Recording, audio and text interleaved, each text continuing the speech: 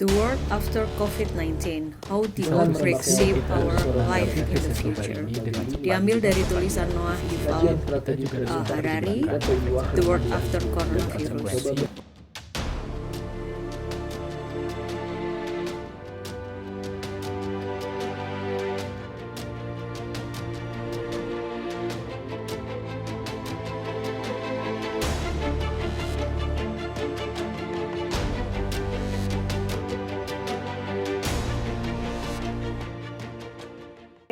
Halo semuanya, terima kasih sudah menyempatkan waktunya untuk kita bertemu lagi di Bincang Riang Wageningen.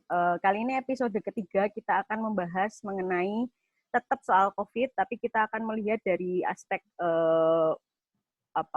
gerakan dan solidaritas sosial, karena banyak sekali kan masyarakat yang bergerak saling bahu-membahu membantu dan berkontribusi untuk juga menangani COVID ini gitu. Jadi kita akan membahas dari sisi itu. Nah, Bincang Riang Wageningen sendiri adalah bagian dari program kerja pengurus PPI Wageningen tahun 2019-2020.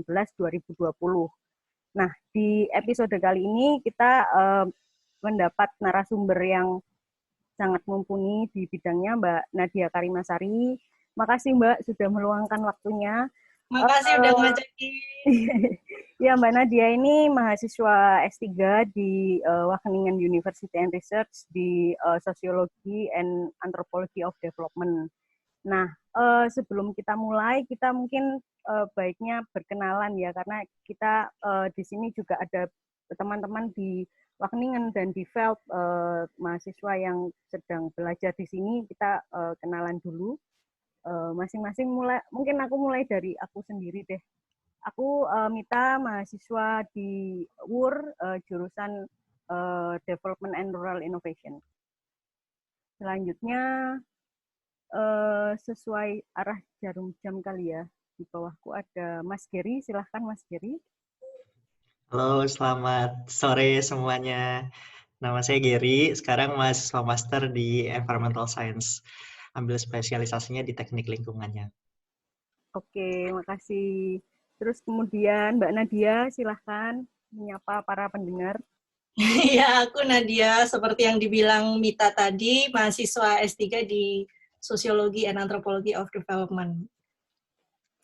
Makasih Mbak. Terus sebelah Mbak Nadia ada Olive, silahkan. Oke. Halo semuanya, perkenalkan, nama aku Olivia. Sekarang lagi S2 di International Development Studies, specialization-nya Economic for Development. Oke, makasih Olive. Kemudian ada Mas Gofur, silahkan. Halo, selamat sore. Nama saya Gofur. Saya mahasiswa Food and Nutrition Security di Van Hollersen University of Applied Science Velp. Oke, Salam kenal. makasih. Selanjutnya, Reni. Silahkan, Ren. Halo semuanya, aku Reni, sama kayak Mbak Mita, kita satu jurusan di Master of Development and Rural Innovation di Wageningen University, Master Student. Iya, makasih banyak perkenalannya. Jadi ini kita ngobrolnya mengalir aja gitu. Mungkin kita bisa mulai dari pertanyaan yang reflektif ya, karena kita sudah mengalami physical distancing atau semi lockdown gitu ya kalau di Belanda. Sudah hampir sebulan atau malah sudah sebulan ya ini. Nah, gimana teman-teman dengan berbagai macam pemberitaan, kemudian kan juga pasti memperhatikan inisiatif-inisiatif di masyarakat gitu untuk COVID ini. Ada yang mau sharing nggak kira-kira pengamatannya atau opininya, atau malah stres banget nih mengikuti pemberitaan yang sangat cepat gitu, terus perubahannya macam-macam, terus isunya juga disrupsinya macam-macam ya. Kemarin rame soal staf sus misalnya, terus macam-macam lagi lah itu. Gimana teman-teman? Ada yang mau sharing nggak kira-kira?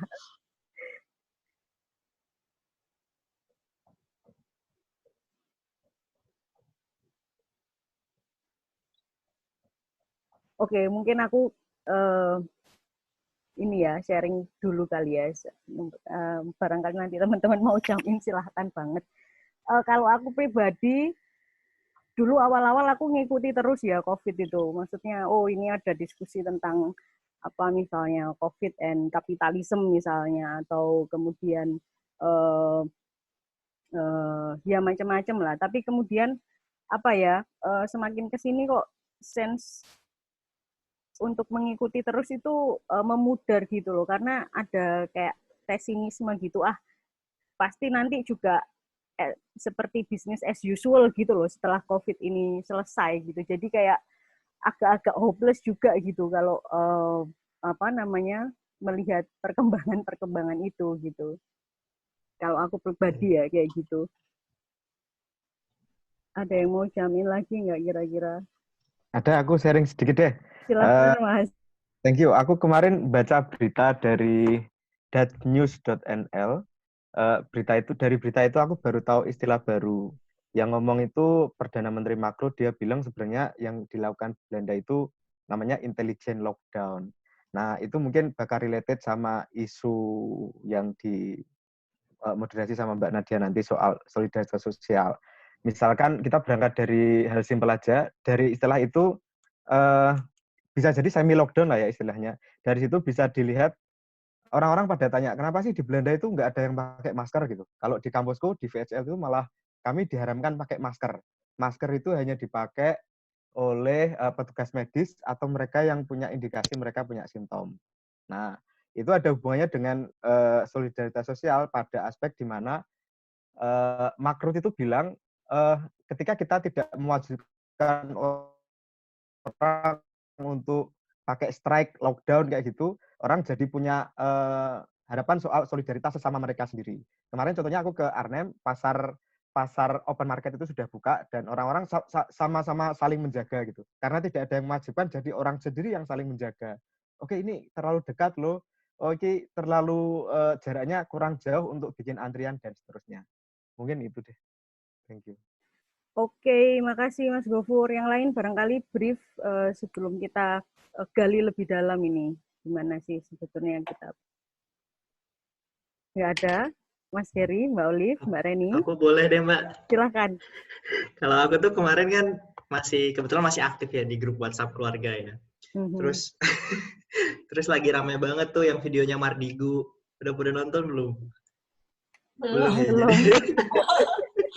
Apa tuh? Jadi kan Mardigu lagi hit banget nih Mbak ya sekarang ya. Terus dia tuh bawain isu corona dikaitkan sama data-data, dan intinya adalah dia tuh bagus sih pesannya ya, kayak empowering people gitu, kita harus saling tolong-menolong dan lain-lain. Cuma ada pengkaitan, ada pesan-pesan yang didomplengin, pesan-pesan kayak misalnya ini tuh gara-gara dulu di China misalnya mereka salah informasi dan lain-lain. Terus ada lagi digabungin sama kita tuh sekarang lagi ditunggangi oleh kepentingan kapitalis gitu. Intinya kayak gitu.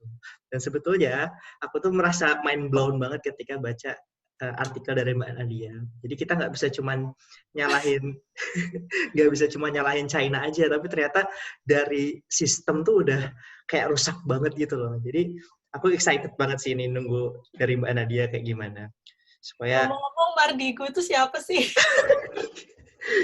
Mardigu itu siapa ya? Baru in lah Mbak pokoknya Mbak. Dia oposisi gitu. Penyanyi. Oh, musisi. Okay. Ya nanti Mas Gary share lah itu videonya. Boleh. Cuma 2 menit kok videonya.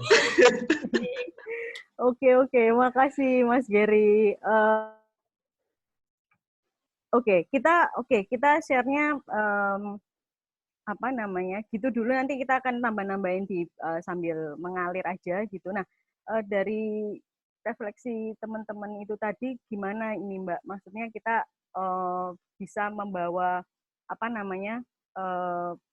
observasi kita itu to the next level gitu, untuk melihat secara utuh gitu ya COVID ini dari aspek ya sosial politik gitu kira-kira.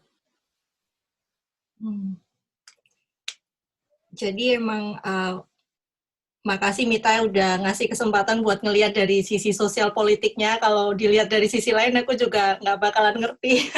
Kebetulan kalau aku ngelihat dari sisi sosial politik itu pertanyaannya kita nanya dulu nih, sebenarnya ini tuh apa sih yang sedang terjadi gitu loh. Apakah hanya semata-mata karena virus gitu. Karena sebenarnya virus menjadi krisis, menjadi pandemi global segala macam, kalau menurut kami itu dikarenakan kitanya yang nggak siap gitu loh untuk menghadapi itu. Contoh misalnya gempa bumi misalnya. Kalau misalnya gempa bumi tersebut terjadi di Jepang misalnya yang udah sangat siap dengan segala infrastruktur, itu menjadi kehidupan biasa gitu loh. Kalau terjadi misalnya di Indonesia yang mungkin kita nggak menyiapkan, bisa-bisa jadi banyak korban jiwa kayak gitu. Nah, jadi kenapa kita udah terus terang seluruh dunia itu sebenarnya banyak yang udah tahu gitu loh, banyak yang udah tahu bahwa virus semacam ini tuh akan muncul gitu.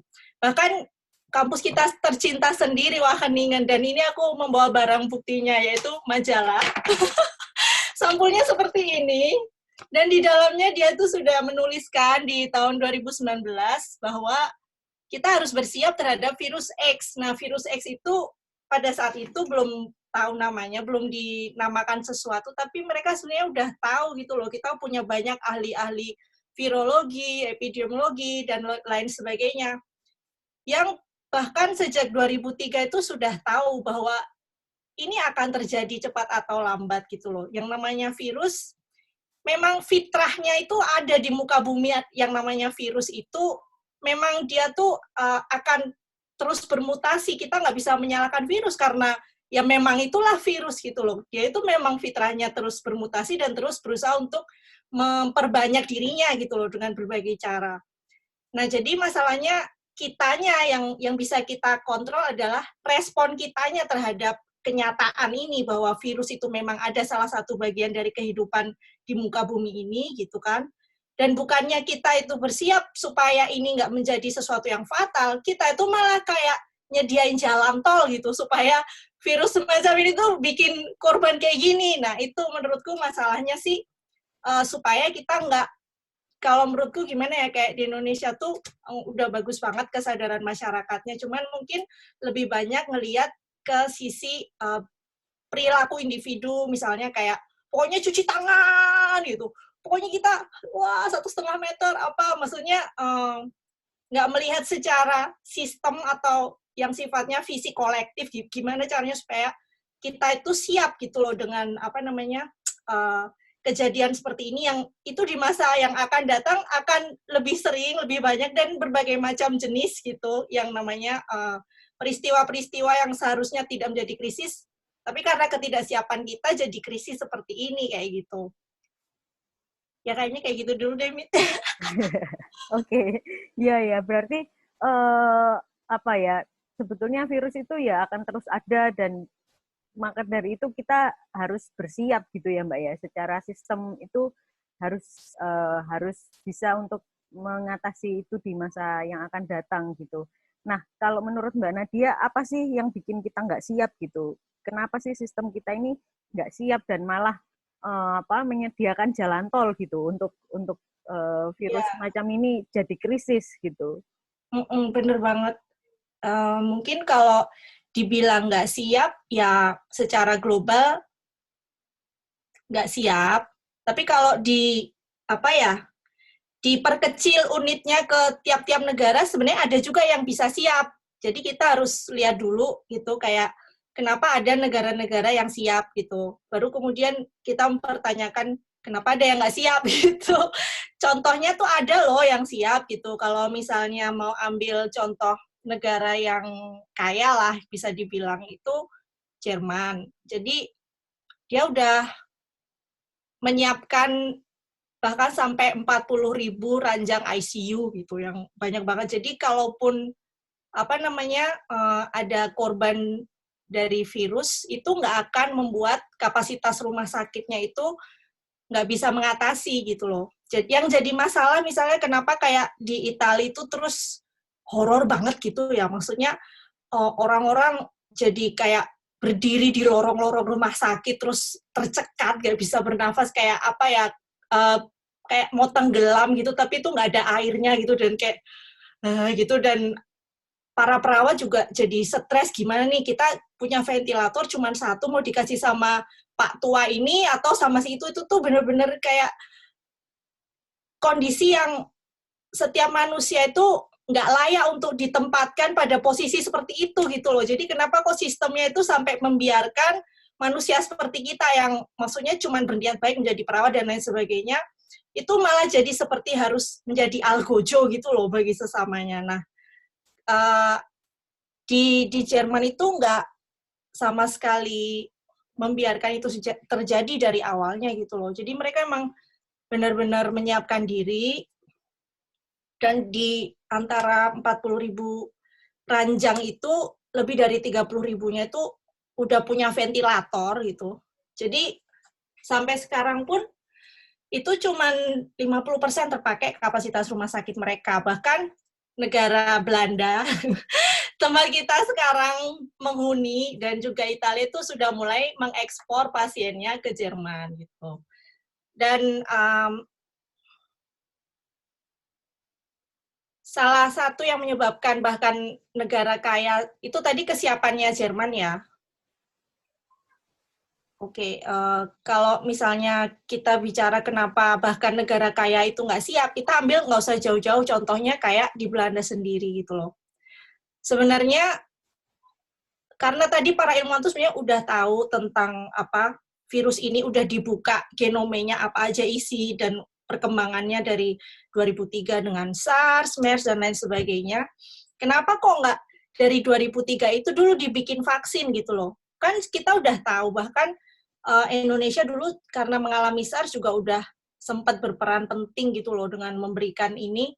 Nggak mau Menteri waktu itu, Menteri Kesehatan Siti Fadila Supari, nggak mau untuk membiarkan informasi ini dimonopoli oleh segelintir pihak gitu. Maunya itu open access kayak gitu. Jadi siapapun itu bisa, nggak cuman harus dimonopoli oleh perusahaan farmasi tertentu kayak gitu. Nah, masalahnya ya ternyata di situ gitu loh. Jadi segala pengetahuan yang diketahui oleh para ilmuwan, virologi, epidemiologi, dan lain sebagainya, ketika berhadapan dengan yang namanya logika pasar gitu kan, rezim yang lebih mengutamakan profit daripada kesehatan umum gitu loh, itu jadi keok gitu, nggak bisa ngapa-ngapain. Nah itulah masalahnya kita gitu. Itu masalahnya secara global. Jadi kalau kita ngomongin Indonesia juga nggak bisa berhenti di Indonesia aja untuk menyelesaikan ini gitu, karena emang masalahnya tuh ya global gitu loh. Jadi aku ambil contoh dulu waktu kita SARS itu, kemudian ada salah satu perusahaan yang juga sampai sekarang masih keparat sih, yang namanya Roche itu gitu. Dia pusatnya kan di Swiss. Nah, dia mengatakan bahwa satu-satunya obat untuk mengatasi SARS zaman yang flu coronavirus yang zaman dulu itu 2003, 2006 dan seterusnya itu perkembangannya itu adalah Tamiflu. Nah, Tamiflu itu yang memproduksi satu-satunya ya Roche itu. Dia monopoli gitu loh. Terus habis itu negara-negara di dunia kemudian berbondong-bondong untuk membeli gitu dan menyimpannya gitu. Sementara mereka itu sebenarnya belum kena SARS pada waktu itu gitu loh. Jadi kadang ada ketakutan kalau misalnya WHO menyatakan pandemi, ternyata nggak jadi pandemi loh, karena bisa terselesaikan gitu. Jadi itu juga yang menyebabkan kemarin WHO juga pasti dulu nih bener-bener pandemi, baru dia ngomong kayak gitu kan. Karena ketika udah diumumkan bahwa krisis, pandemi, dan lain sebagainya, inilah selalu perusahaan-perusahaan kayak gini ini yang mencari keuntungan di tengah kesempitan kayak gitu loh. Jadi karena itu menjadi langka, satu-satunya yang produksi itu si Roche Tamiflu itu, ya harganya kan otomatis naik ya kayak gitu. Sementara kan nggak kepake, cuman buat berbondong-bondong disimpan untuk apa persediaan cadangannya masing-masing negara. Dan juga kembali ke Roche untuk zaman sekarang, di Belanda itu kenapa nggak mampu untuk menyediakan perangkat tes massal untuk COVID, sementara negara-negara lain bisa gitu. Karena ya 80% dari fasilitas kesehatan di rumah sakit Belanda itu dikuasai oleh Roche. Jadi apa ya, supplier produsennya kayak tube swab apa segala macamnya itu Roche, dan mereka tuh punya patennya, jadi nggak bisa kalau kita bikin sendiri kayak gitu, udah ada resepnya di sana kayak gitu. Nah, ketika pemerintah Belanda minta sama Roche, ini situasi krisis gitu, aku pengen masyarakatku itu dites gitu, aku butuh gitu, tolong dong share resepnya gitu. Ya si Roche nggak mau, apa urusannya dia gitu, dia perusahaan posisinya di Swiss, terus dia juga nggak peduli orang Belanda mau mati apapun, dia bilang ya ngapain aku kasih resep ke kamu, orang itu udah ada di internet, cari aja sendiri gitu katanya. Nah, jadi demikian juga kita tuh nggak usah, makanya maksudnya ketika ada kejadian kayak gini, bukannya kita langsung stres atau apa, tapi justru kita meningkatkan kewaspadaan nih kayak gitu. Karena selalu justru ketika situasi semacam ini tuh selalu ada pihak-pihak yang itu mencari kesempatan dalam kesempitan. Kenapa si vaksin ini tadi nggak ditemukan, padahal aku tuh pertama nggak percaya ya kalau waktu dengar bahwa sebenarnya vaksin itu udah bisa ditemukan dari zaman dulu loh, itu tuh kayak gila ya, kurang ajar banget, terus kenapa nggak ditemuin gitu loh. Tapi emang ternyata terkonfirmasi terus oleh para ahli yang memang mempelajari itu gitu. Bukan hanya dari segi virus atau epidemiologi, tapi juga mempelajari konteks sejarah gitu loh. Dari zaman dulu pandemi itu seperti ini kayak gitu. Dan mereka mengatakan, salah satunya Mike Davis, bahwa di dalam coronavirus itu kan satu keluarga virus gitu ya. Jadi di dalam keluarga coronavirus itu ada unsur yang immutable, yang itu tuh nggak bisa berubah gitu loh. Yang dia permanen, mau virusnya bermutasi kayak apapun, itu di dalamnya ada unsur yang permanen itu. Nah, kenapa? Kok ini meetingnya upgraded ya? Oh. Enggak, Mbak. Apa? Enggak apa-apa, lanjut. Enggak apa-apa. Oke, ya. Lanjut, jadi ke bawah semangat. Maksudnya, kenapa itu nggak dari dulu di vaksin yang immutable-nya itu, gitu. Karena perusahaan-perusahaan seperti produsen Tamiflu ini tadi, Roche, itu nggak rela kalau hal itu sampai terjadi, karena itu artinya sama dengan menciptakan mobil yang itu sama sekali nggak perlu diservis ataupun di repair, di maintain, di upgrade apa segala macam. Jadi dia tuh nggak akan pernah rusak. Jadi kan gimana dong dengan asetnya dia, bahwa dia udah punya paten Tamiflu yang itu tuh nggak akan kepakai lagi, harganya turun, terus dia wah gimana nih nilai aset perusahaanku turun apa segala macam, misalnya kayak gitu.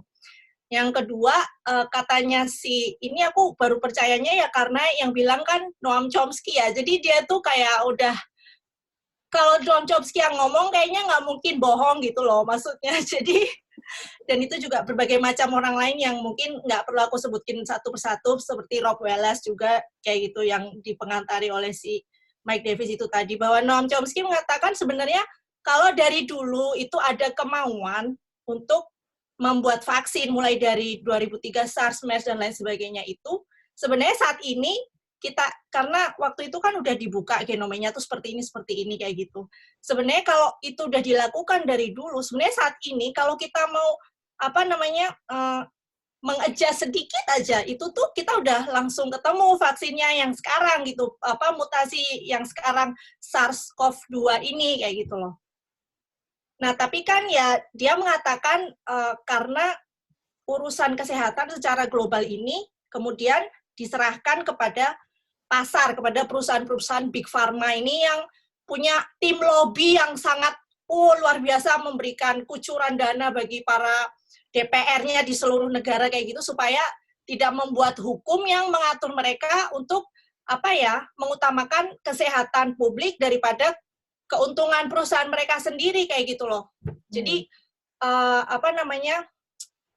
ketika ini kayak gitu, masalah kayak gini bagi perusahaan itu tidak dianggap menguntungkan, ya mereka nggak akan inisiatif untuk invest ke situ gitu loh. Mendingan mereka itu invest ke body lotion atau apa kayak gitu loh, yang biaya produksinya sedikit, terus habis itu bisa menghasilkan untung yang banyak, bisa massal, orang-orang merasa oh kulitku kayak mana, terus habis itu dia beli-beli misalnya kayak gitu. Jadi itu kalau misalnya penutupnya dari si Chomsky waktu itu, ketika ada yang mengatakan, oh ada yang bilang ini situasinya seperti perang, menurutmu gimana gitu? Ya terus terang kalau menurut si Chomsky, kalau misalnya kita kembali situasi sekarang ini, kalau dibandingkan dengan depresi tahun 1930-an, ya memang harus dibayangkan seperti perang, di mana pemerintah lah yang harus mengambil satu inisiatif gitu loh. Karena kalau bukan pemerintah, ya siapa yang peduli gitu loh sama kesehatan publik. Kita maksimal apa sih, cuci tangan kayak gitu loh. Kita sebagai manusia biasa kayak gitu loh. Terus kita berharap perusahaan seperti Roche, aduh udahlah kayak gitu. Jadi ya di sini lumayan ada sih kayak anak-anak mudanya yang nulis gitu, apa ya, graffiti gitu. Mau mati berapa lagi sih Roche kayak gitu. Itu kita dari tadi cuma nyebut satu perusahaan Roche ya, tapi ya itu memang menarik sih kayak gitu. Apa konstelasi penguasaan dunia farmasi global ini kayak gitu. Jadi itu salah satu yang membuat kita memang nggak siap gitu secara global, karena ya tersandra oleh kepentingan si perusahaan-perusahaan ini gitu. Jadi aku kayak jadi emosi gitu ya. Aku tuh kan sempat latihan kan sama suamiku kemarin gitu.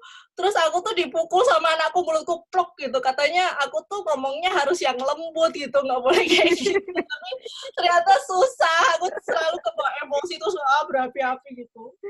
Enggak, kita malah ketularan ini Mbak, semangatnya bahwa ya jangan stres di masa kayak gini, kita harus makin waspada gitu ya, bahwa ada waspadalah. Ada apa namanya, tarik-menarik yang sangat kuat dan sangat semakin kentara gitu antara kepentingan privat, perusahaan-perusahaan yang melakukan segala cara untuk apa namanya, membuat produk yang dibuat obat-obat yang sudah ada itu tetap laku dengan mencegah pembuatan vaksin baru yang jadi untuk menjaga tetap marketnya tetap ada gitu, dan kepentingan publik bahwa kesehatan publik itu harus diutamakan gitu dibanding profit buat perusahaan-perusahaan ini gitu ya.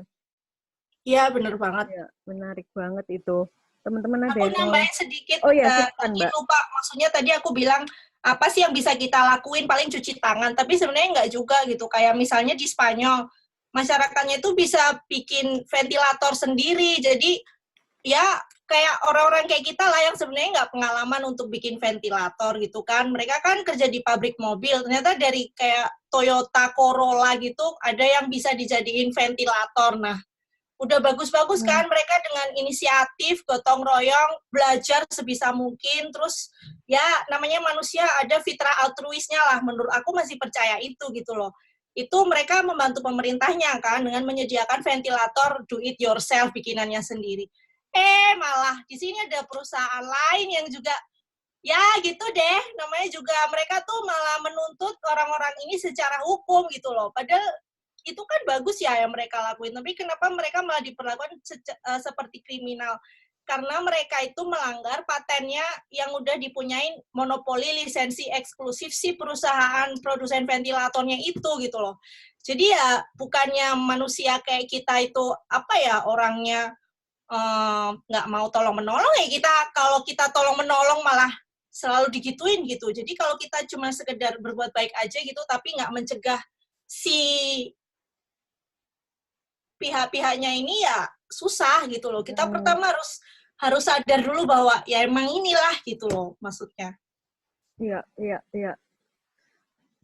Menarik. Teman-teman ada yang mau jump in? Udah ada yang terprovokasi? Silakan, siapa dulu? Olive. Ya. Ya, suara aku kedengeran kan? Dengar. Nah, jadi setelah aku dengerin penjelasannya dari Mbak Nadia tadi, bener sih, menarik banget. Dan kayak aku ngelihat sebenarnya ada suatu fenomena baru gitu loh yang terbentuk di masyarakat.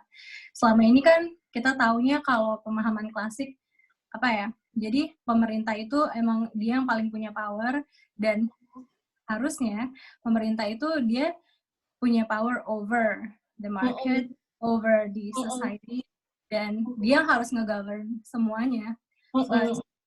In this case, kalau aku lihat sepertinya udah mulai shifting nih. Kok ternyata di pasar punya power yang even lebih besar dari pemerintah. Jadi somehow kayak aku ngelihat, oh ini pemerintah sekarang yang di-drive sama pasar.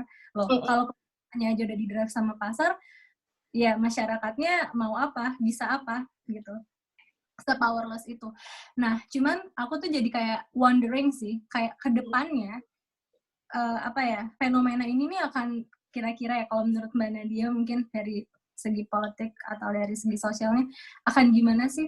Apakah bisa sebesar itu power yang dimiliki pasar dan I don't know, maybe like in the future kita bakalan beneran di-govern sama pasar dan pemerintah emang cuman bisa kayak manggut-manggut aja ngikutin skemanya si corporates besar ini gitu. Bahkan kayak aku ngelihat pada titik ini pun Amerika Serikat pun yang semua orang tahu lah itu tuh kayak pusat powernya dunia, dan Amerika pun collapse gitu, dan Amerika pun kayak okay, we don't know where else you can find like the ventilators. Maybe kayak aku nonton nih kemarin ada live-nya gitu dari mayornya NYC, terus kayak dia benar-benar bilang kita di New York emang lagi krisis banget, nyari ventilator susah, dan salah satu jalan yang akan kita ambil adalah kita akan kerjasama sama Cina. Kita akan nge-impor ventilator dari Cina, dan ini udah kita agreement sama Jack Ma, katanya sama perusahaannya Jack Ma kayak gitu. Terus kayak wow, like really even the United States yang sebesar itu dia sampai kayak ya udah deh apa aja yang ada sini gue tarik gitu ibaratnya. Nah kalau menurut Mbak Nadia gimana ke depannya? Kalau aku ngelihatnya jangankan kita Indonesia, negara yang sebesar Amerika pun kayak udah white flag gitu loh sama fenomena ini gitu. Belanda juga, dan negara-negara di Eropa. Terus gimana ya? Dan what will happen to our country specifically? Ya. Aduh, kepikiran gimana ya Indonesia gitu. Itu bagus banget sih pertanyaannya. Jadi aku ingat ada sesuatu, bentar. Udah nggak ya?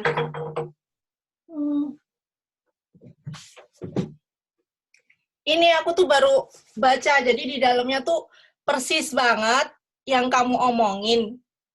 Dan justru yang namanya Amerika Serikat itulah biangnya dari segala permasalahan ini gitu loh.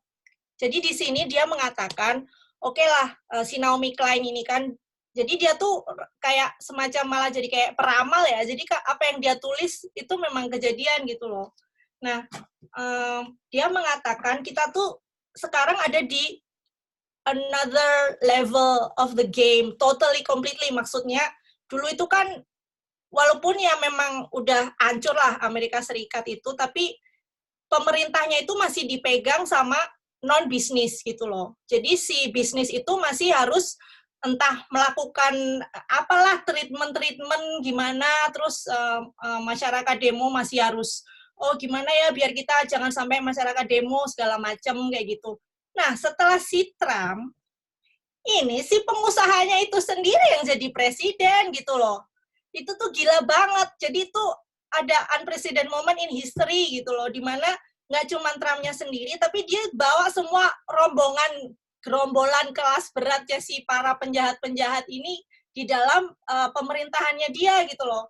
Jadi ya, kalau misalnya kita kemudian kembali melihat ke kesiapan kita sebagai negara Indonesia, ya oke lah Amerika memilih menjadi seperti itu gitu loh maksudnya.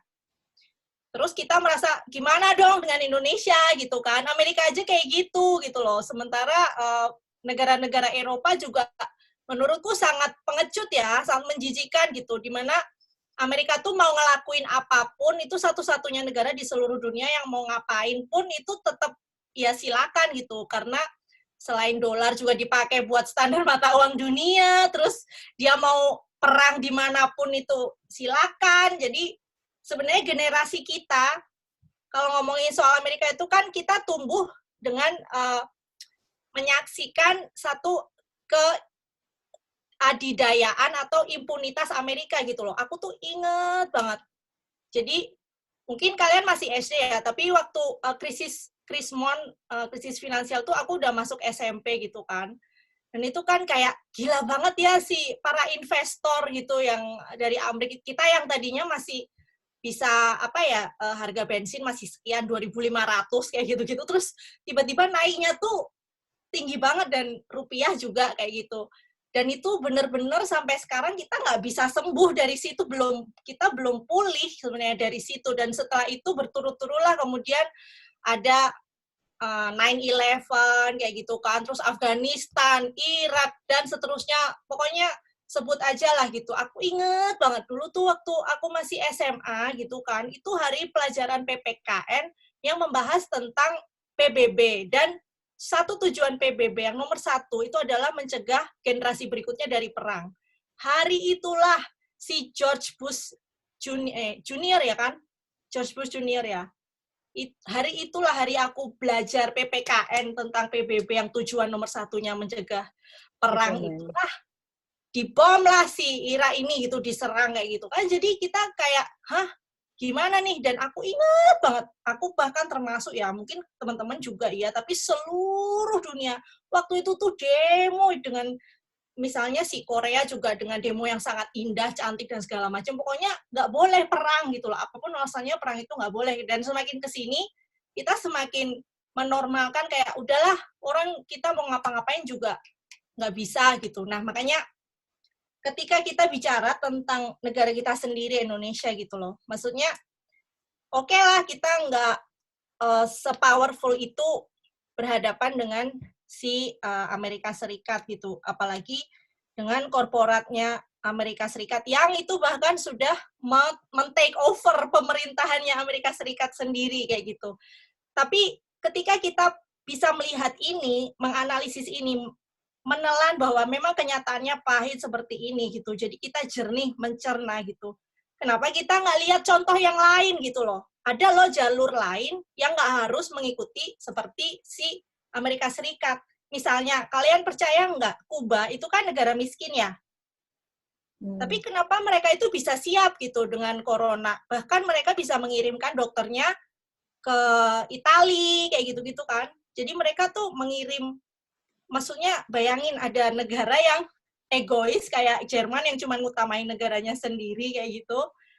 Ada yang misalnya kayak si Amerika yang perang sama Perancis, oh itu maskernya nggak boleh dikirim ke Perancis, kirim ke aku aja gitu, ventilatornya dan lain sebagainya. Ada negara yang justru seperti Kuba gitu loh, yang yaitu dan negara miskin, sudah berdekade-dekade mereka itu di sanksi embargo ya, di embargo secara ekonomi gitu.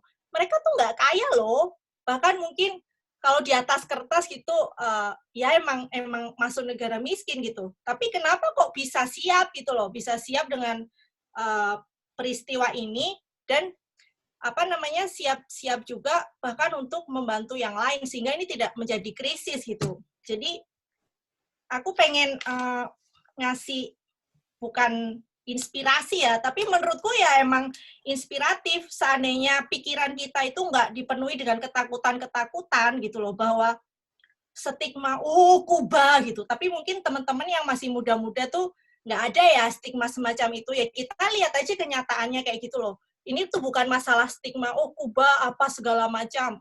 Lihatlah gitu. Buktinya mereka itu jauh lebih bisa dekat menjadi contoh bagi kita, karena aku melihat sendiri apa yang katanya mereka lakukan di negaranya itu mirip kayak yang aku temuin di Aceh Tenggara. Aceh Tenggara itu tempat penelitian aku gitu, dimana di Aceh Tenggara itu masih ada desa, jadi di tingkat kampung mereka itu punya database siapa sih rumah tangga yang ada ibu hamilnya, yang menyusui, yang ada balitanya, yang ada lansia, yang jompo-jompo kayak gitu. Siapa yang dia punya penyakit yang tertentu kayak gitu loh. Jadi database di tingkat desa itu mereka punya gitu loh. Jadi ketika ada situasi seperti ini, mereka udah tahu siapa sih yang kira-kira resikonya rendah di dalam desa itu gitu. Siapa yang resikonya tinggi. Jadi yang resikonya rendah itu membantu supaya yang resikonya tinggi itu bisa tetap self karantin di rumahnya masing-masing gitu loh. Jadi mereka bisa menyediakan makanan kayak gitu, santunan. Mereka tahu membaca gitu. Kita harus tahu diri kita sendiri dulu itu secara kolektif seperti apa gitu loh. Nah, itu juga yang dilakukan oleh Kuba. Jadi mereka punya dokter di tingkat kampung, mereka punya database di tingkat kampung kayak gitu kan. Kalau memang ada yang terinfeksi dengan tes tes corona di tingkat kampung, itu ya udah self quarantine dulu 2 minggu. Dan itu jadinya nggak nyebar kemana-mana gitu loh. Dan orang-orang juga nggak harus terus semuanya harus di rumah, terus semuanya ada militer gitu, harus bayar segala macam kayak gitu. Jadi benar-benar fasilitas kesehatan publik itu sampai ke tingkat kampung, dan itu dokternya memang bagus-bagus sampai ke tingkat kampung. Jadi emang kita bisa kok memilih untuk tidak memprioritaskan kepentingannya si perusahaan tadi, di mana mereka pasti nggak akan rela gitu loh. Jadi perusahaan ini nggak akan rela, apalagi Indonesia dengan jumlah populasi yang sedemikian banyak, itu kan pasar yang luar biasa kayak gitu kan. Tapi ya udah gitu, mungkin kita nggak usah menyatakan wah perang atau segala macam. Ya kita diam-diam, tapi kita siapin, kita contoh buktinya apa yang dilakukan Kuba itu kita juga sebenarnya udah mulai melakukan kok. Buktinya masih ada desa yang seperti itu di Aceh Tenggara, itu pun yang aku kebetulan gitu loh temui. Karena kan Indonesia luas ya, mungkin di berbagai macam desa yang kita nggak pernah datengin, mereka juga punya gitu loh. Jadi udah tahu, oh kalau ada ibu hamil di depannya ditaruh model kayak apa, jadi orang tahu harus ngasih, oh ini segala macam kayak gitu. Dan ya itu tadi self quarantine-nya itu juga disediakan suplai makanan kayak gitu, dan disediakan santunan kayak gitu. Jadi nggak kayak misalnya kalau misalnya kita ngomongin salah satu kisi-kisi pertanyaan yang kemarin dikirim sama Mitam tentang mudik itu kan, maksudnya seolah-olah kita cuma bisa menyalahkan si pemudik itu secara individu gitu loh. Maksudnya oke lah, kita ada 2 mudik. Yang pertama harus diantisipasi, mudik lebaran itu sebaiknya memang nggak dilakukan, karena aku nggak mau omonganku sekarang terus dipakai buat oke, boleh kok mudik lebaran. Nggak, menurutku tetap nggak usah mudik lebaran dulu. Cuman orang-orang yang udah telanjur mudik sebelumnya gitu loh, mereka itu udah nggak ada penghasilan gitu kan, terus nggak dapat santunan, terus kalau dilarang mudik nggak bisa makan, ya mau gimana gitu loh. Jadi kalau emang mau konsekuen, kalau misalnya ngelarang mudik, ya berarti bayarin dong kontrakanku gitu. Siapa yang mau bayarin kontrakanku misalnya kayak gitu loh. Jadi kita nggak cuman menganggap bodoh banget sih mereka tuh mudik, udah dikasih tahu loh kalau ini nggak boleh mudik dan lain sebagainya gitu loh. Kita baca ini sebagai sistem yang memang tidak mendukung mereka untuk tidak mudik gitu loh. Mau ngapain gitu kan? Ya mereka kalau mau makan ya balik ke kampung halamannya kayak gitu loh. Jadi supaya kemarahan kita, tuntutan kita kayak gitu kan, kesarkasan kita itu bisa mengarah ke yang lebih pas gitu, bukan ke sesama kita yang udah susah terus kita tambah gitulah. Iya. Oke. Jadi tadi yang pertama tadi soal soal paten perusahaan kesehatan ya Mbak ya, yang itu menghalangi pemerintah untuk melakukan pencegahan yang perlu gitu ya untuk menghadapi bentuk virus-virus baru dan sebagainya gitu. Kemudian tadi nyambung dari yang disampaikan Mbak Nadia soal bahwa di masyarakat sendiri itu banyak inisiatif-inisiatif semacam itu untuk saling menolong, altruism, bersolidaritas gitulah. Nah, tapi kemudian yaitu mengutip dari Mbak Nadia tadi kan sepertinya nggak cukup ya, bahwa perlu ada yang harus dilakukan secara sistem pemerintahan gitu supaya kepentingan publik, bahwa misalnya warga yang paling terdampak itu dapat santunan atau jaminan bahwa mereka itu bisa survive gitu. Terus juga pembenahan sistem kesehatan yang kita jauh tertinggal sepertinya tentang alatnya, fasilitasnya, dan kemerataannya di seluruh Indonesia gitu. Nah, gimana kita bisa melakukan itu gitu ya untuk Iya, bagus banget sih, lagi-lagi pertanyaannya. Aku seneng banget ternyata ngobrol sama kalian.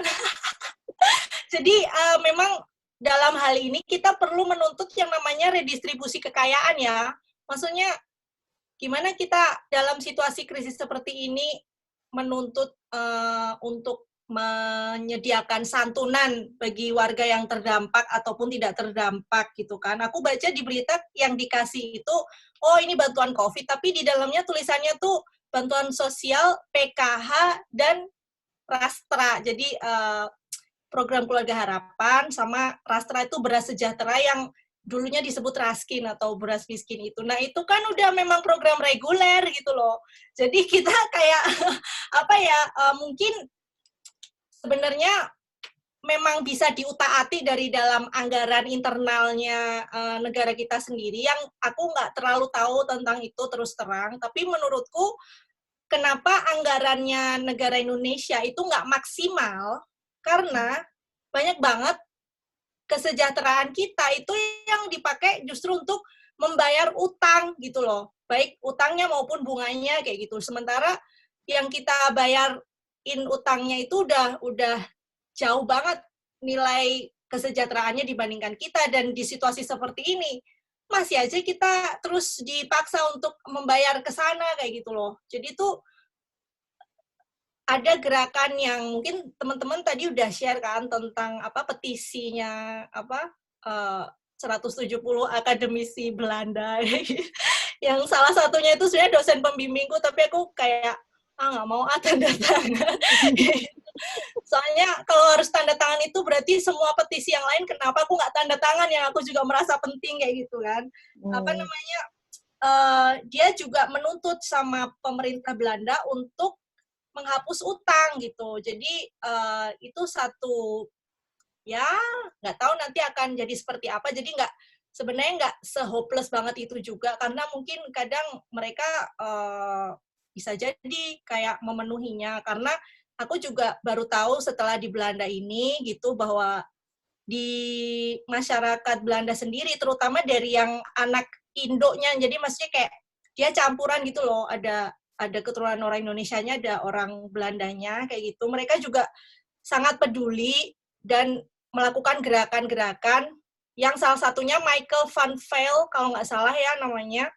Tahun lalu itu udah ada kemajuan di mana dia menyatakan di depan para peneliti tentang sejarah kolonialisme si Belanda ini, ya Indonesia itu sebenarnya nggak perlu loh bayar utang sama Belanda, karena yang mereka bayar dulu itu adalah ongkosnya si Belanda memerangi Indonesia gitu loh.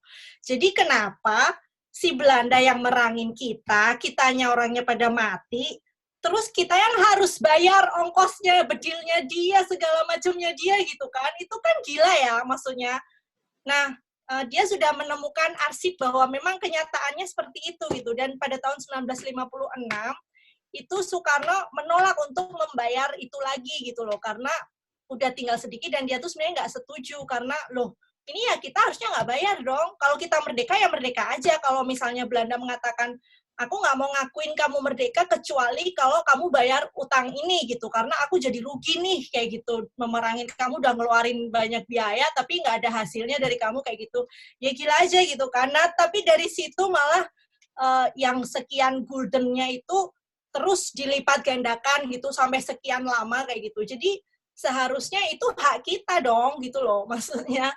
Jadi pelan-pelan, dan ini ternyata terjadi gitu loh di sistem hukum Belanda sini, bahwa ada pengacaranya yang aku lupa namanya, si cewek gitu, orang Belanda. Terus ada orang eksil Indonesia, namanya juga siapa aku lupa gitu loh. Tapi mereka sudah menghasilkan kemenangan-kemenangan hukum di mana Belanda memulai membayar korban-korban janda-janda peperangan dulu pada masa ini.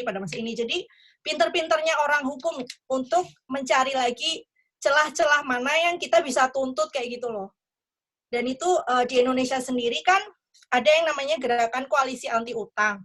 Dan di internasional sendiri, salah satu gerakan yang pertama muncul pada masa orang-orang pada tiarap itu dengan krisis corona segala macam, tapi orang-orang ini karena udah biasa, jadi mereka langsung set, ayo waspada, itu tuh adalah gerakan untuk menolak utang gitu loh. Jadi utang harus diputihkan gitu, harus ada pengampunan utang kayak gitu. Sekarang waktunya untuk masing-masing negara-negara, terutama Global South gitu, yang otomatis lebih rentan segala macam, kita nggak punya fasilitas kesehatan dan lain sebagainya, ya udah gitu loh, biarkan kesejahteraan mereka itu dipakai untuk menyelamatkan nyawa warga negara mereka kayak gitu.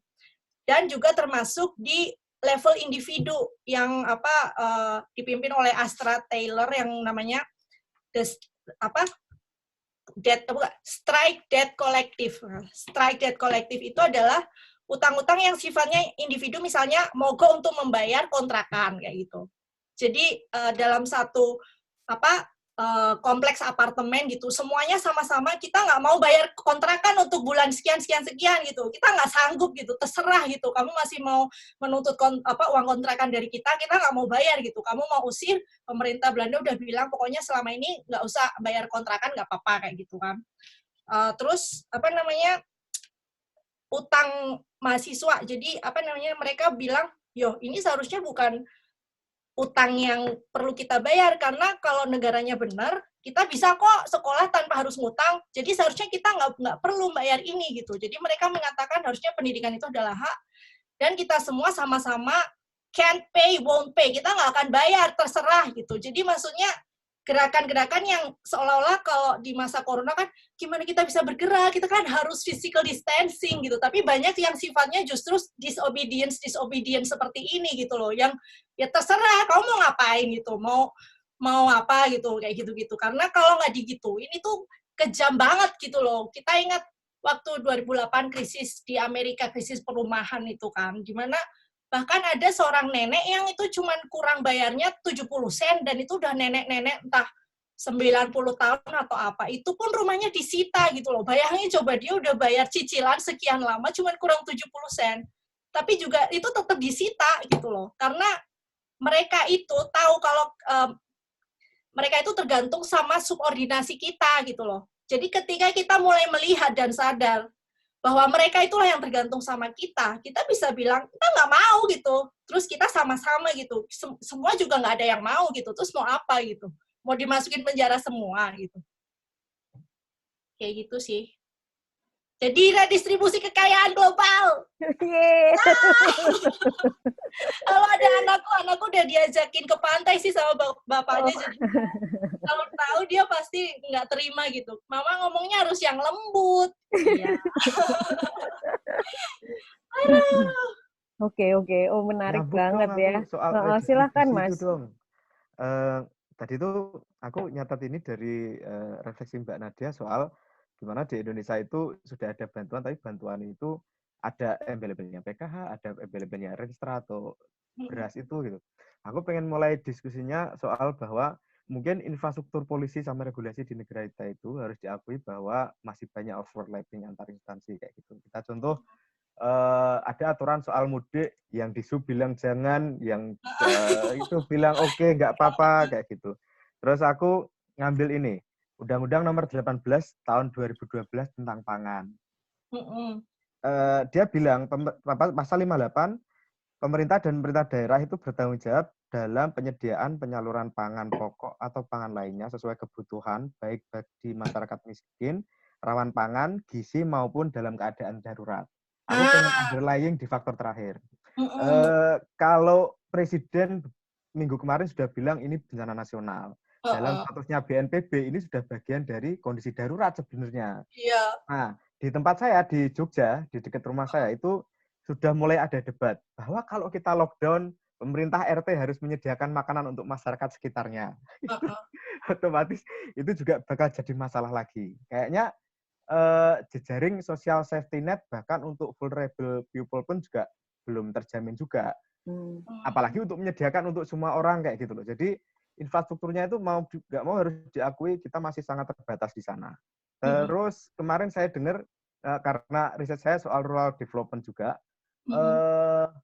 ada lagi aturan baru bahwa 60% dari dana desa yang tahun ini termin kedua dan ketiga itu harus dialihkan untuk keperluan penanganan COVID kayak gitu. Itu kan juga harus menggeser banyak hal kayak gitu. Iya. Masih banyak banget tumpang tindih regulasi sama polisi kayak gitu. Nah, aku nggak paham sebenarnya ada nggak sih Mbak contoh entah kasus entah apa yang jelas dalam kondisi darurat dan sekarang ini sudah sangat darurat di mana regulasi atau tumpang tindih antar instansi itu bisa sedikit disampingkan dulu kayak gitu loh untuk kepentingan yang diprioritaskan. Aku sih belum tahu ya, Gof, contoh itu, dan itu tuh seperti apa ya, seperti mimpi buruk yang selalu terulang, di mana tuh ceritanya selalu aja tumpang tindih antara yang pusat sama yang itu tuh, kenapa ya kita tuh kok gitu aja terus gitu loh. Maksudnya aku juga bingung soal itu gimana ya. Mungkin teman-teman yang lain ada yang punya contoh atau yang sedikit memberi satu harapan bahwa nggak selalu seperti ini loh gitu. Karena kayak aku sedikit trauma gitu. Ya, barangkali ada yang mau sharing terkait hal itu. Ya, aku sharing sendiri juga. Iya, oke. Boleh. Boleh, Mas. Jadi, Karena aku juga nggak terlalu... karena studiku soal pangan, jadi banyak hal di kampus yang disesuaikan dengan kondisi COVID kayak gitu. Diskusi banyak terarah ke sini. Akhirnya kami ngambil juga beberapa materi dari FAO yang mereka sudah bikin semacam rencana riset, rencana ke depan dari April sampai Desember 2020 itu akan difokuskan untuk ketahanan pangan yang dampaknya dari COVID gitu. Dia mengambil contoh dari kasus Ebola. Ebola tahun 2000 tahun 2000 sekian di Afrika Barat itu sangat berdampak sama food security. Ketika dia pada spesifik lokal konteks misalkan untuk Ethiopia itu dampak keberlanjutannya itu akan sangat susah untuk diatasi karena pada dasarnya mereka sudah vulnerable, mereka sudah insecure soal food. Nah, mereka nggak mau ini terjadi lagi dalam COVID karena skupnya yang sudah sangat global dan jauh lebih besar skalanya daripada yang pertama. Nah, mereka memperkirakan bahkan untuk kasus-kasus tertentu ini bisa mengulang kasus seperti potato iris crisis kalau ada yang pernah dengar.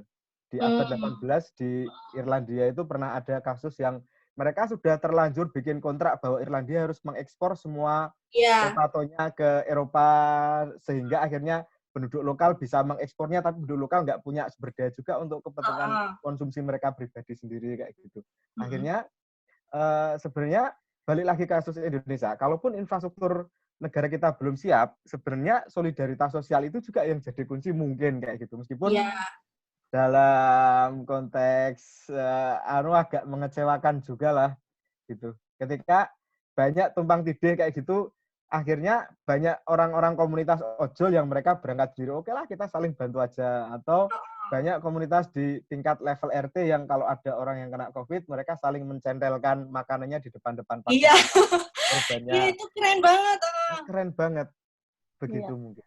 Iya, makanya itu mungkin masuk ke poin selanjutnya, di mana ketika kita membayangkan respon sosial dalam situasi semacam ini, ternyata juga perlu untuk melihat yang namanya istilah moral gitu ya.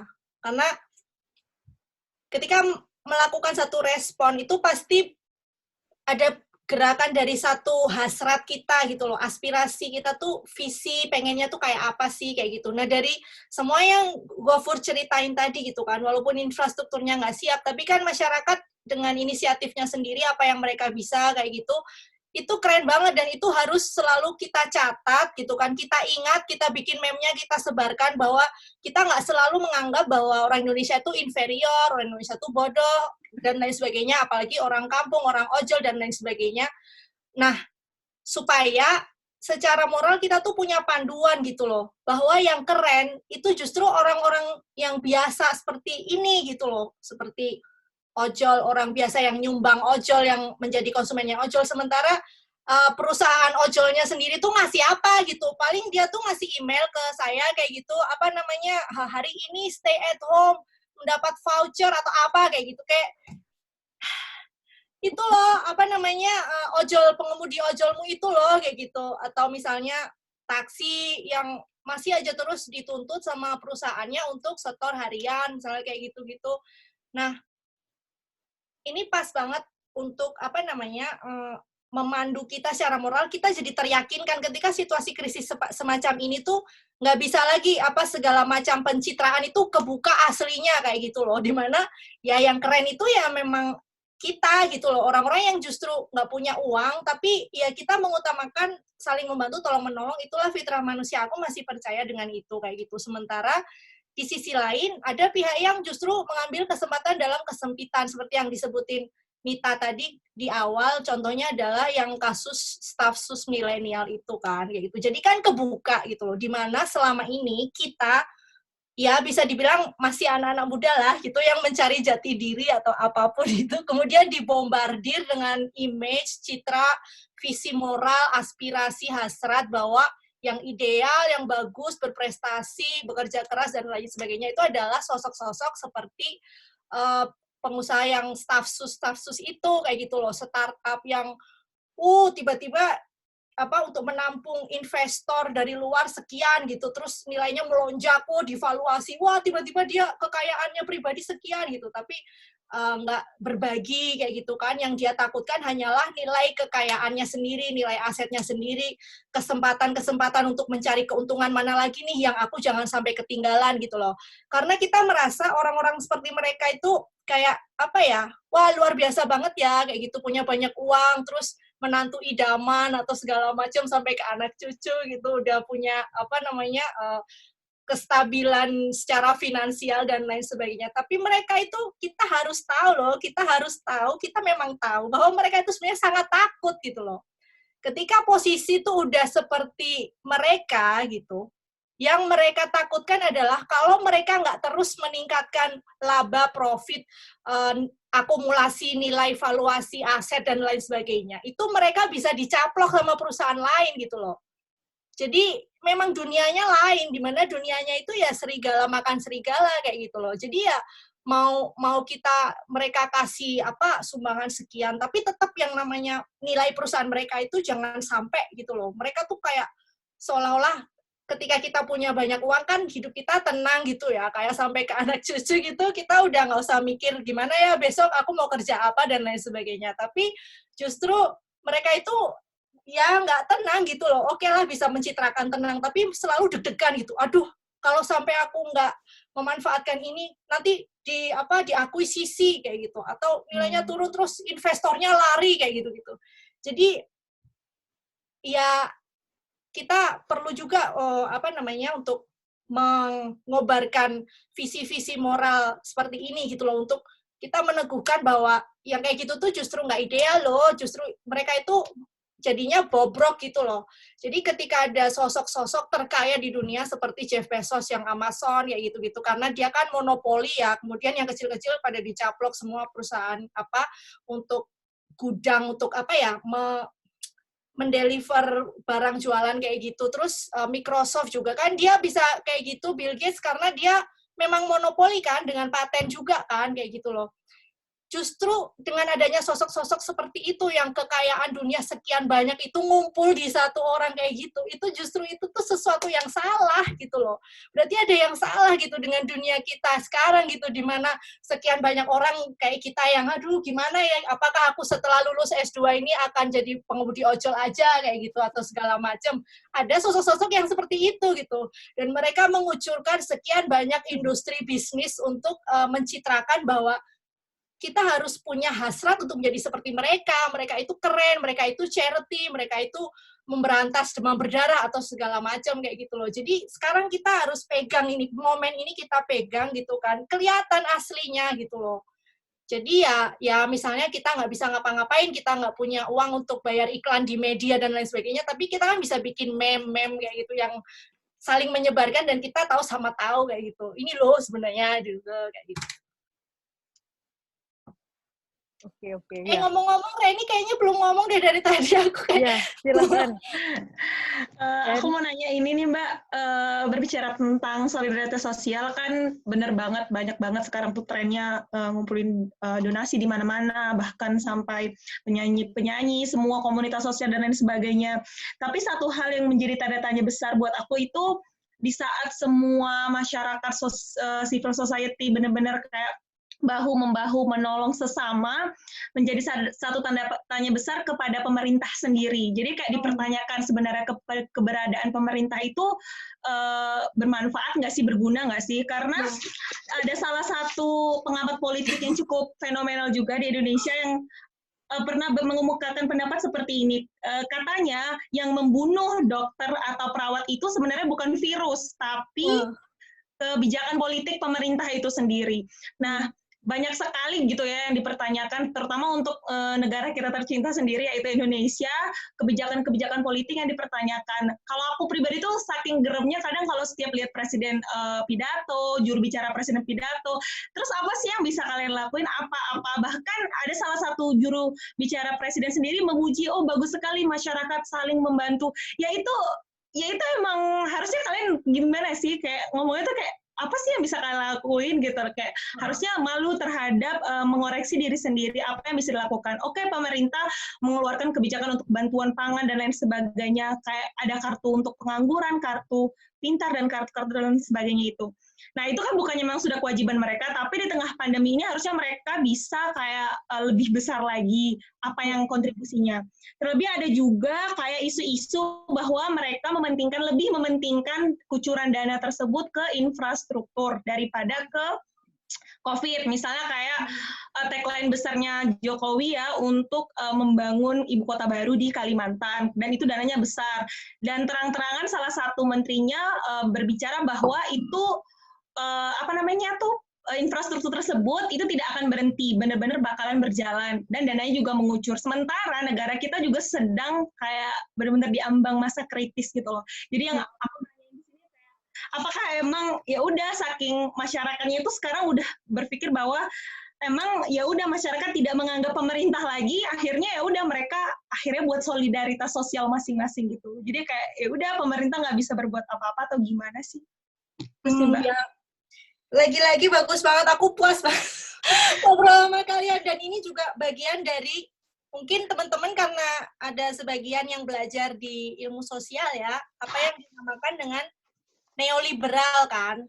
Jadi intinya dari 40 tahun yang lalu ketika naiknya Ronald Reagan sama Margaret Thatcher di Inggris, sama Inggris kayak gitu kan, ada situasi yang dan juga infrastruktur global yang kampanye yang selalu mereka lakukan itu adalah pemerintah itu nggak berguna, pemerintah itu udahlah serahin aja sama pasar gitu loh. Itu udah 40 tahun dan termasuk kita juga gitu, dan sebagian teman-teman civil society juga kemudian jadi ikut mempercayai itu gitu loh, dimana pemerintah nggak berguna banget sih gitu, apa sih yang bisa kalian lakukan, cuma memberikan anjuran cuci tangan dan lain sebagainya gitu.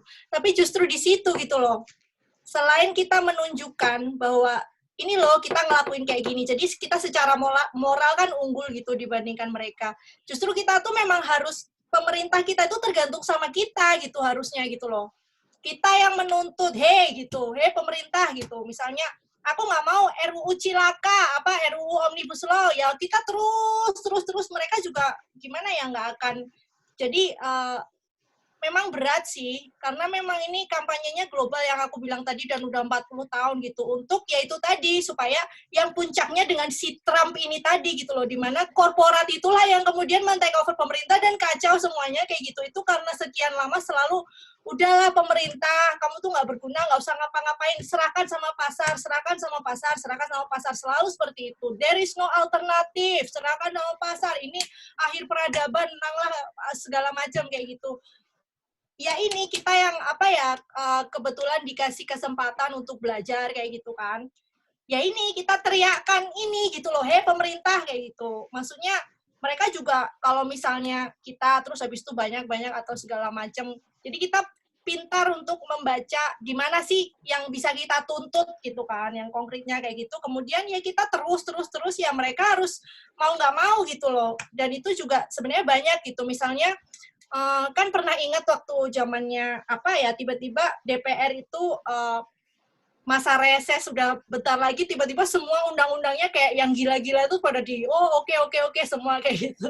Tapi kan begitu banyak dengan kesigapan masyarakat sipil yang memang udah biasa gitu, udah ngerti lah kayak gini. Mungkin yang belum biasa merasa aduh gimana nih perjuangan kita kalah, tapi mereka yang sudah biasa ya kemudian langsung lanjut ke Mahkamah Konstitusi gitu loh. Ini harus diilegalkan karena tidak sesuai dengan konstitusi undang-undangnya. Jadi otomatis itu undang-undangnya jadi nggak laku lagi, nggak legal lagi kayak gitu loh. Jadi sebenarnya banyak gitu loh kalau mau ditelusuri gitu. Ada gerakan yang sifatnya besar, ada yang kecil-kecilan, ada yang aksi langsung dan tidak mau bernama underground, ada yang punya nama apa segala macam kayak gitu-gitu.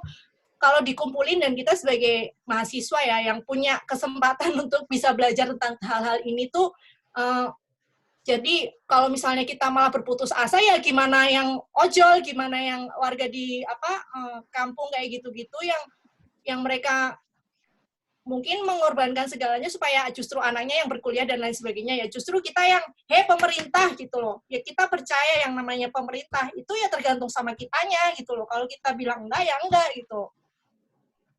Kalau menurutku itu nggak tahu. Jadi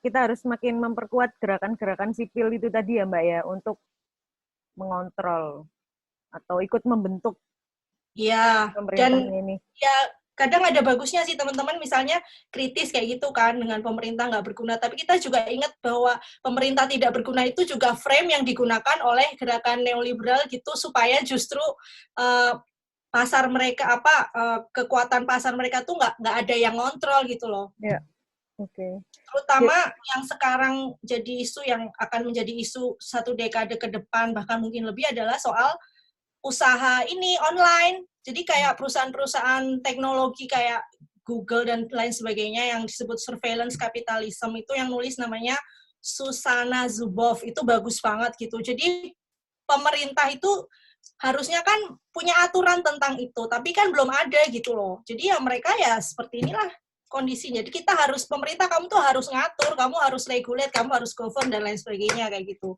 Dan kita mungkin ya kayak mimpi buruk banget karena Amerika itu, tapi justru karena itu kita jadi nggak harus terpaku dengan ideal itu gitu loh, ada yang lain kayak gitu loh. Dan ini kita nggak usah kayak takut banget gitu loh, kayak kalau misalnya selain Amerika terus kita misalnya Cina gitu, terus kita kayak komunis kayak gitu. Ya elah, please ya, ini bukan masalah komunis, orang Cina juga itu state capitalism, tapi ya kayak gitulah, maksudnya nggak usah ada stigma-stigma lagi, apalagi kita kan masih muda ya, maksudnya orang-orang tua yang zaman dulu mengalami itu memang benar-benar ngomong itu aja tuh takut banget gitu loh. Di sini saatnya kita yang muda-muda tuh untuk ya biasa aja kali gitu loh. Kenapa kita harus selalu ketakutan, bahkan dari segi pikiran aja udah takut dengan stigma-stigma. Kita lihat dong alternatifnya, kita nggak harus selalu jadi cecungu dari imperialisme kapitalisme global. Waduh, buset. Oke. Gary tadi angkat tangan mau nambahin berkomentar. Silakan. Iya Mbak. Terima kasih. Yang pertama-tama makasih banyak Mbak. Aku apresiasi banget ilmunya. Ini di luar nalarku banget deh. Banyak hal yang baru yang bisa aku dapetin. Aduh, makasih. Pertanyaannya sebetulnya kan temanya sekarang kita tentang momentum gerakan sosial ya Mbak ya. Cuma justru yang aku pahami ya, ini tuh malah jadi momentum pergerakan kapitalis secara global gitu. Ya nggak sih Mbak? Kayak contoh ini satu bagian di esainya Mbak Nadia, dia menggarisbawahi kenapa sih pemerintah malah ngasih santunan ke perusahaan-perusahaan. Nah, sebagai aku pribadi, tapi sebagai aku pribadi ya Mbak ya, aku merasa santunan ke perusahaan itu ada benernya.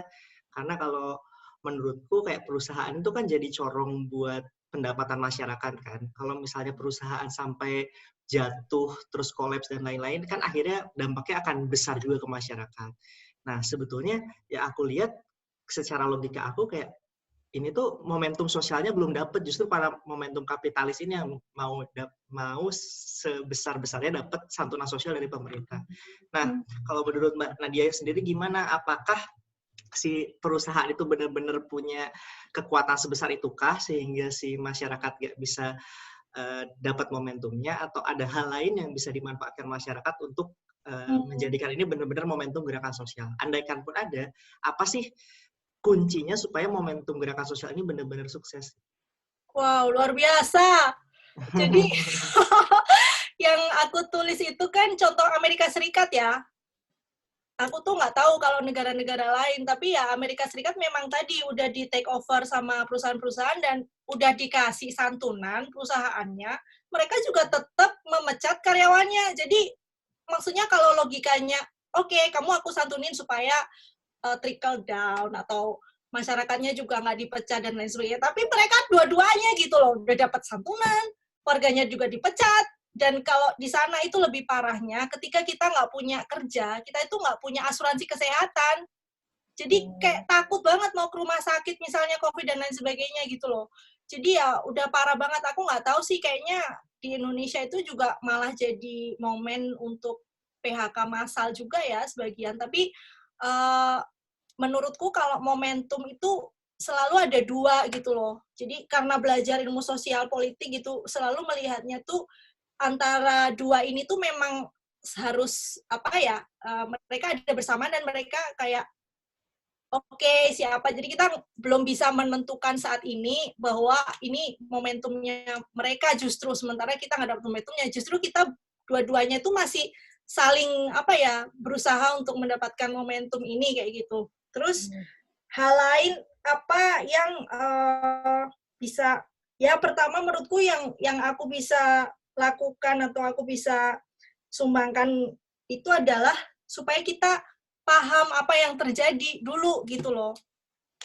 Karena apa yang kita pahami, narasi-narasi yang kita ceritakan tentang apa yang sedang terjadi sekarang, itu akan menentukan gerakan-gerakan masyarakat, termasuk juga keberhasilannya si kaum kapitalis untuk memanfaatkan momen ini atau enggak, kayak gitu loh. Jadi ya, ketika kita udah melihat gitu loh, seperti ini, yang bukan hanya di level individu, bahwa individu masing-masing harus mencuci tangannya, atau individu masing-masing harus menjaga jarak, harus pakai masker, dan lain sebagainya, yaitu memberikan kekuatan untuk bisa teguh gitu, untuk ya karena memang nggak akan ada yang mudah gitu loh, dan ini juga bukan sesuatu yang oke, nanti kalau vaksinnya ketemu terus, nah itu justru menjadi sebuah trauma bagi orang-orang yang sudah sekian lama aktif di gerakan sosial, bahwa setelah kejadian ini terus ketemu vaksin, kita nggak belajar, justru kita akan tetap sama seperti sebelumnya. Itu jauh lebih mengerikan kayak gitu loh, dan banyak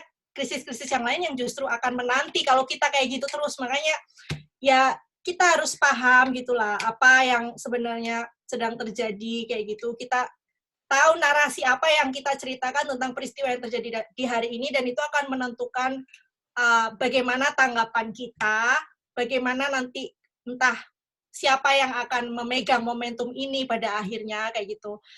Tapi ya percayalah apapun hasilnya nanti, kita tuh ada senang kalau misalnya ya kita merasa melakukan sesuatu yang benar gitu loh maksudnya.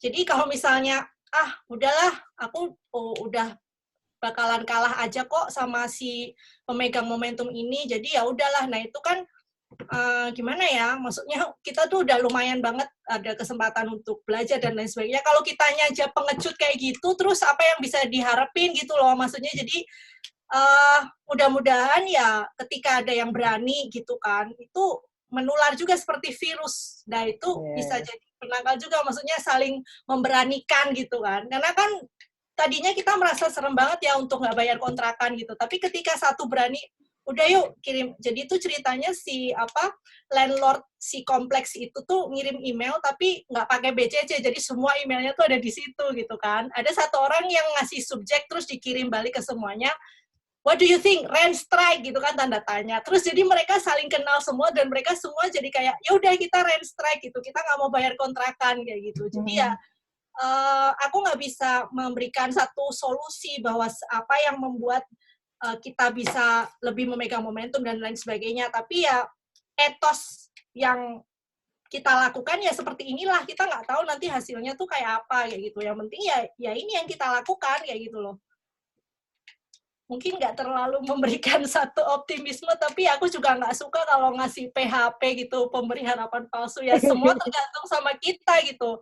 Ya. Mau oke, ya kita yang harus menuntun, mau enggak ya, kayak gitu. Ya, ini nggak terasa udah hampir 1,5 jam. Wah, seru banget ngobrolnya. Iya, gila banget. Aku udah 1 jam itu, terus mau ngomong apa itu udah Reni dan lain sebagainya belum ngomong waktu itu. Iya.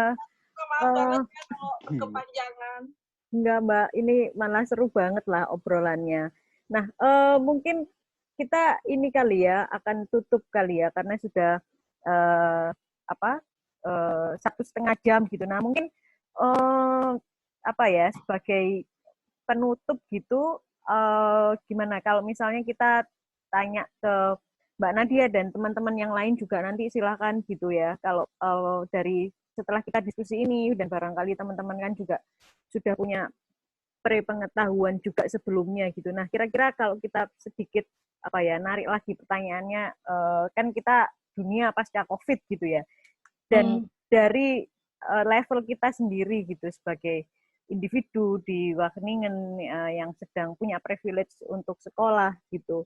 Kira-kira apa ya yang bisa kita lakukan gitu loh untuk tadi supaya semangatnya menyebar seperti virus, terus kita bisa ikut mendorong cita-cita gerakan-gerakan sipil seperti itu gitu. Gimana nih teman-teman? Silakan.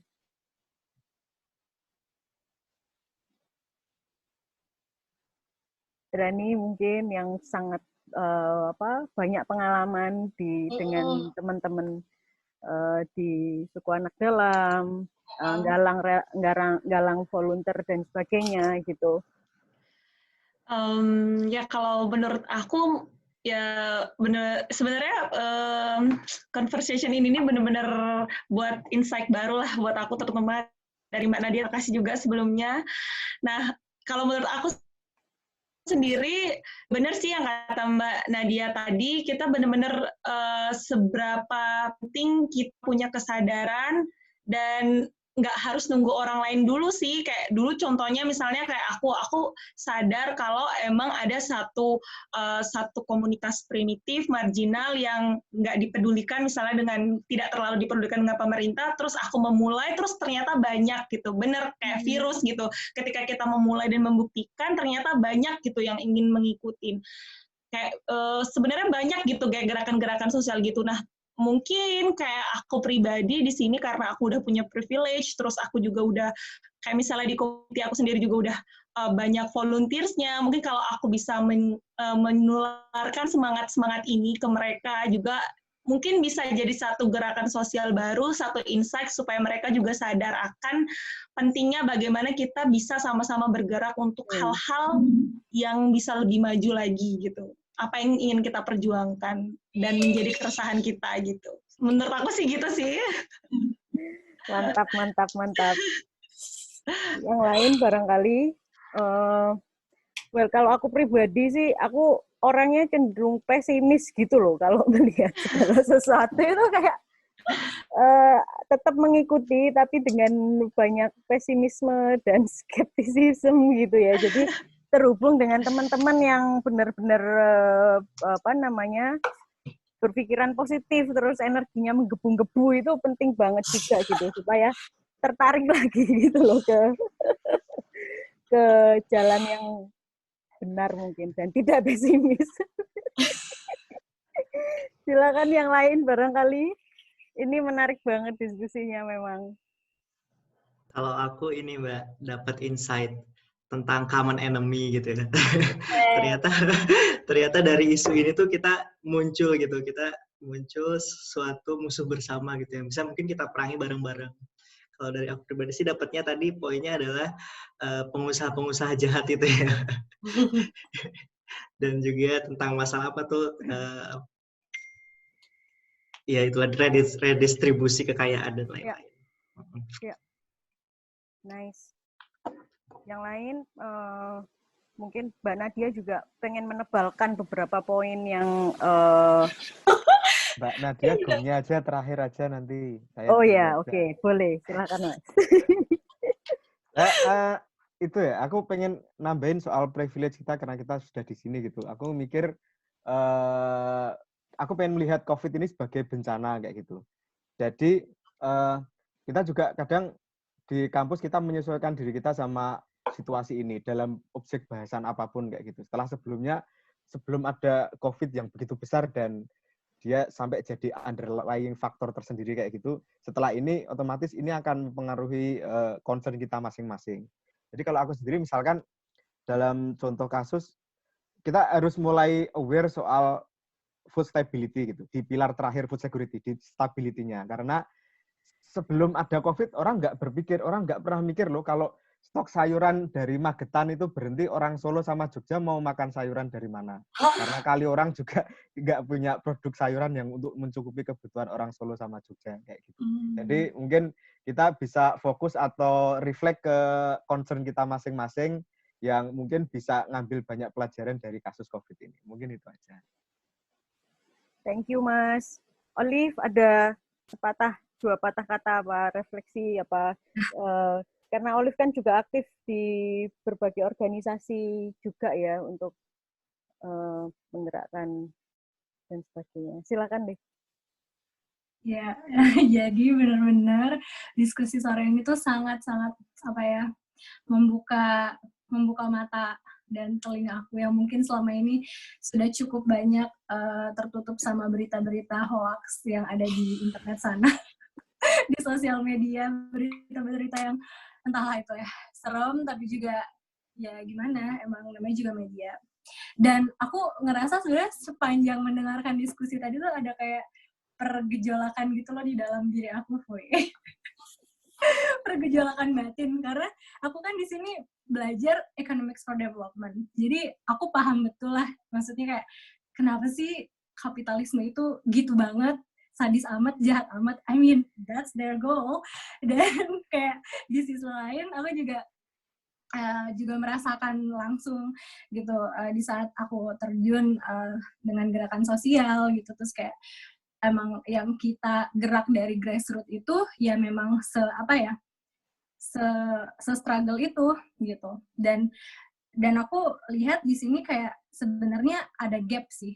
Jadi di antara 3 aktor tadi, pemerintah, pasar, dan masyarakat gitu. Sebenarnya ada gap nih yang aku nggak tahu, masih cukup fuzzy sih, kayak apa ya kira-kira. Aku sambil mikir juga tadi apa ya. Terus kayak kalau di kuliah aku sempat bahas yang namanya kayak the role of institutions gitu. Jadi kayak dia untuk jadi pengisi gap antara pemerintah, masyarakat dengan si market tadi. Cuman sampai sejauh ini aku belum bisa lihat contoh konkret dari gapnya ini apa.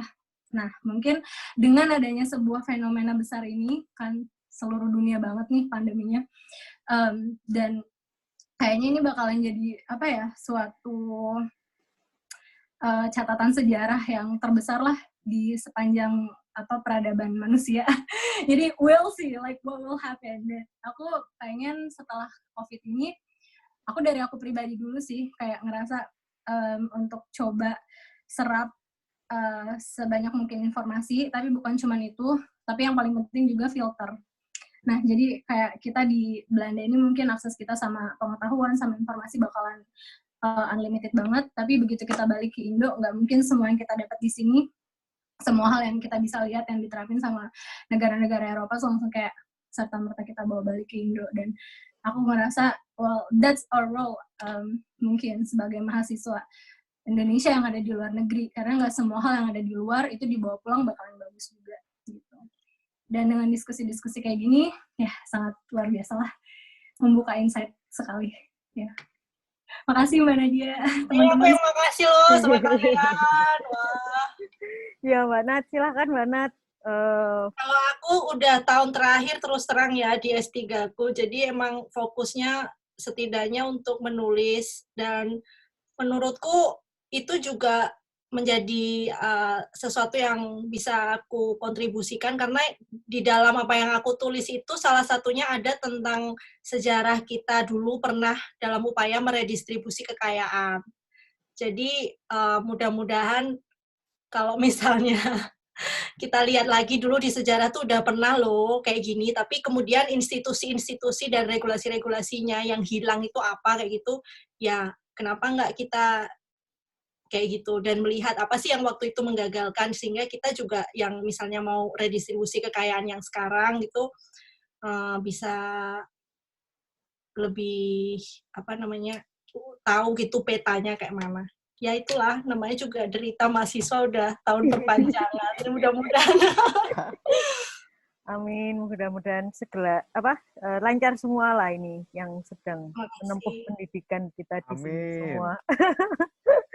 Baik, teman-teman, karena ini sudah cukup panjang diskusi kita. Mungkin kita akhiri dan bagi para pendengar nanti silahkan gabung di episode-episode selanjutnya.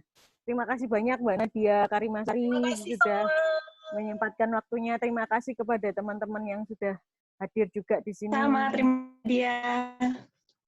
Dadah. Makasih semuanya. Makasih Mbak Nat. Terima kasih semuanya.